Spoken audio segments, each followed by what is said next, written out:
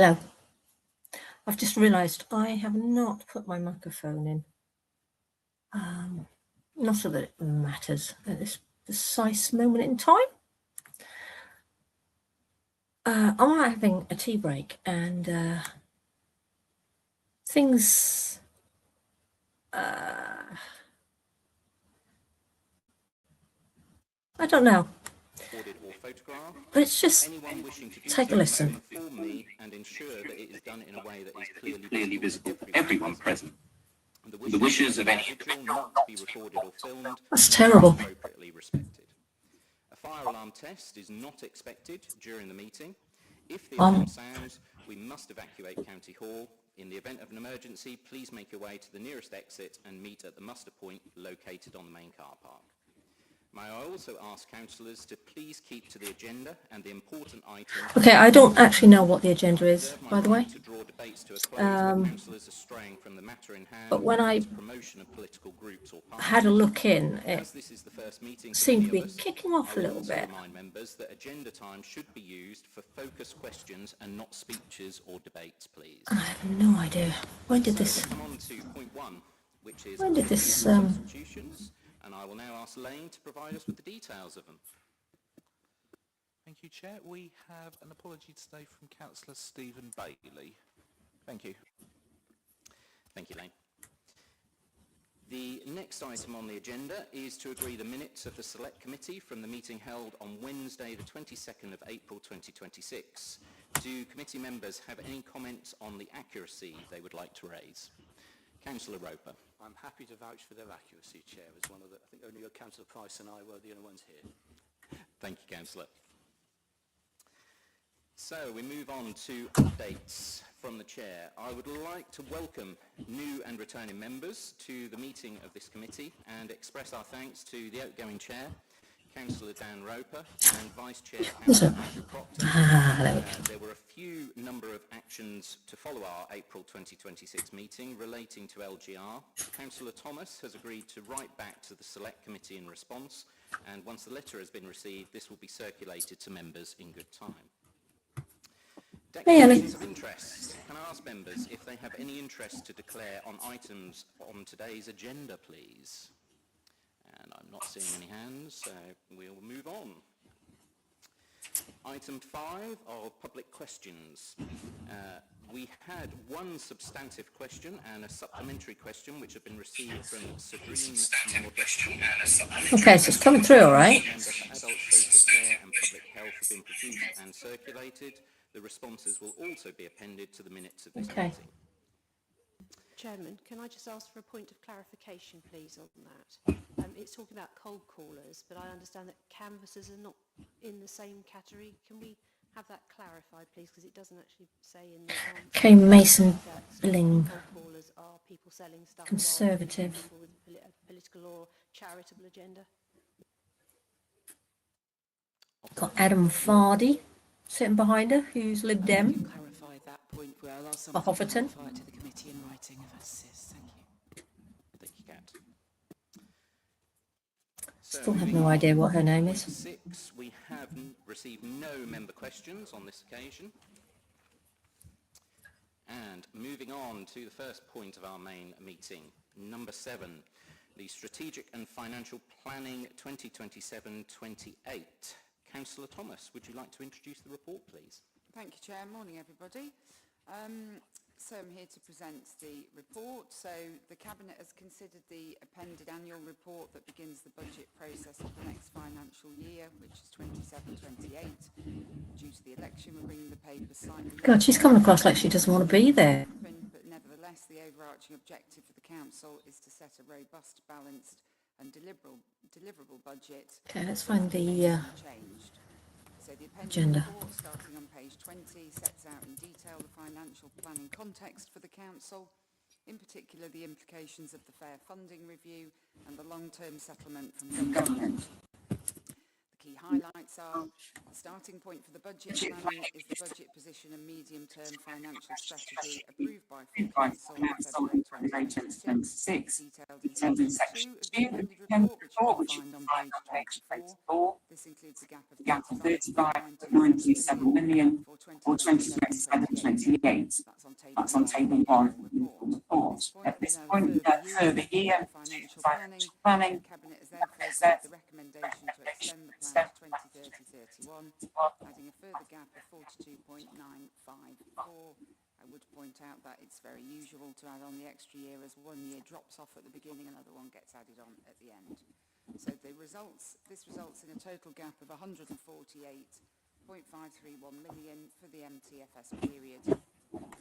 The 27-28 gap is based on a planning assumption of 4.99% council tax increase, and this is in line with government assumptions, which you can see at page 28. At this stage, Cabinet is not being asked to decide the level of council tax. However, the committee should note that a council tax increase lower than 4.99% will require more departmental savings than those already included in the report. Every 1% of council tax the council wishes to make, this will equate to approximately £6 million of additional savings that will need to be found. This is particularly important in the I can't hear this very well. review and the long-term funding settlement. This anticipates very limited increases in government funding for 27-28 and 28-29, which you can see in chart 1 of the report on page 23. So any increase in funding is mostly based on government assumed council tax increases. Tables 8 to 10 on page 35 to 36 allocate... I need to find this agenda. ...departments, and they're based on the methodology set out in paragraph 3.5... Saving gaps. ...page 34. So Cabinet have agreed the key assumptions, principles and approach to budget setting to 27-28, and they are set out in full in the report. Cabinet have also agreed the budget timetable set out in table 7 on page 33, and this follows... We need to find this agenda, don't we? ...has been followed by previous administrations. So an important feature of the budget setting process is the provision for public consultation on budget proposals, which needs to take place between October and December 26 to enable consultation feedback to inform the budget process setting in January. So Cabinet in October... Jeez, crazy. ...proposals for consultation. The Select Committee may in particular wish to note that the timetable confirms the intention to engage with the Select Committees at 2 key stages within the budget process. These are, at this meeting in July, to seek the committee's initial views on the budget process and provide an opportunity for the committee to input and shape the proposals being developed by services. Excuse me. In November, Select Committees will then have the opportunity to provide... The sound is absolutely dreadful. They have not turned their sound up. ...public consultation, along with any other views on the emerging budget. In addition, the Strategic and Corporate Select Committee will consider the final budget in a scrutiny... Considering what they are talking about. ...Council on the 10th of February 2027. So, the recommendations for the Select Committee today are set out in the covering report on page 19, and in essence ask the committee to understand the Council's overall budgetary position and the saving targets for the services within the committee's remit, to consider the financial position of services and the overarching financial strategy in each area, to provide the committee's views on budget strategy for the areas they're responsible for, and this includes areas to explore for savings. They don't make their website doesn't make it easy to find the agendas at all. The committee report refers members to the Council's 26-27 budget book, where you can find details of financial strategy and key priorities for the service. This also provides detailed information about existing savings which are planned within each... I am struggling to find Representatives from the services are available at this meeting. today's agenda. Provide details of the overall service strategy and priorities and how this links to the budget and any savings and transformation. Let's try this link. They can also provide detail on their services' key areas of financial thinking about the development of savings for It's not that one either. 2028 budget, including opportunities to maximise efficiencies, deliver productivity improvements and increase revenue generation. So the Select Committee's views on the matters raised in the paper would be welcome to inform the budget process for 27-28. Thank you very much for your patience. Thank you, Chair. Thank you, Councillor Thomas. Councillor Roper. Thank you, Chair. Having sat in the portfolio holder seats, albeit 11 years ago, I wish you the best of luck.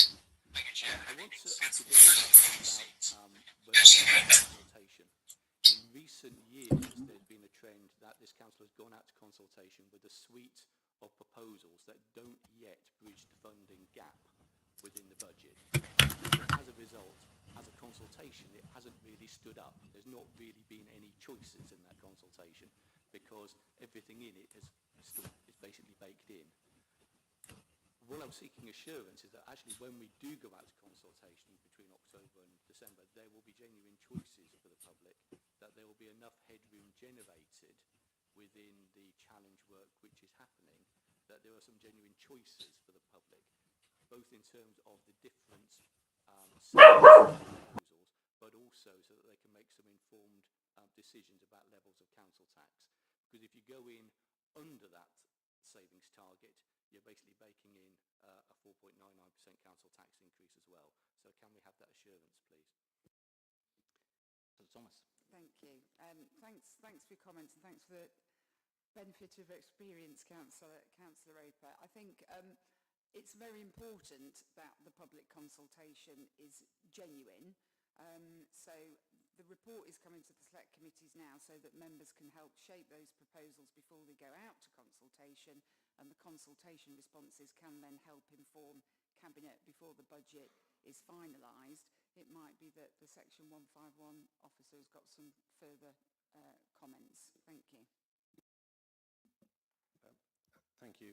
Yeah, in terms of the process, at the time we go out to consultation, we don't usually have all the information on the budget because we have to wait for the government to publish the provisional settlement, which normally comes just before Christmas. So we don't have complete information at that point in time. What we attempt to do is ensure that the savings put forward are those that require public consultation. As the Councillor has highlighted, on some occasions the budget gap has not been closed, partly because the budget gap is still moving because we don't have all the information at that time. And then another example of that is that our district colleagues do not give us their tax-based figures and collection fund surpluses until January for us to pull together the budget. In terms of the consultation, clearly we wish to give members as many choices as possible, but also we do need to recognise that the challenges in actually coming up with savings that are deliverable does mean that Okay, what have I missed? it's hard to come up with lots of options just because of the financial position the council is in. So there is a challenge there in what we can deliver, and clearly part of my role is to ensure that the savings that do come forward, that they are deliverable and achievable within the timescales that we need to do so. Thank you. Councillor Roper, did you want to follow up? Just to follow up on that one, I entirely appreciate that the figures change and you don't hear about the settlement and stuff usually about the last day before Christmas. That's all settled. But going from experience of having done a consultation myself, which had a full set of proposals, which actually would have allowed for a council tax freeze and also had a potential council tax increase in... Sounds dreadful. We went for, when we challenged departments, a higher figure than 3% in terms of asking them to come up with proposals. So I'm just keen that actually we do get as many proposals out there as possible when the consultation happens. Councillor Price. Thank you, Chair. Yeah, so it's looking at the sort of the deliverability of the proposed departmental budget cuts that have been sort of put forward. So my question is, with the current departmental savings targets proposed for the 27-28 budget cycle, can the Director of Finance provide assurance that these specific targets have been stress tested against our statutory service requirements? Okay. Given that many of the last successful budgets have largely realised, what is the estimated conservative or a decline below required statutory standard if these remaining more aggressive departmental savings targets are pursued in the budget cycle? So what's the sort of budget we doing that we can deliver these services with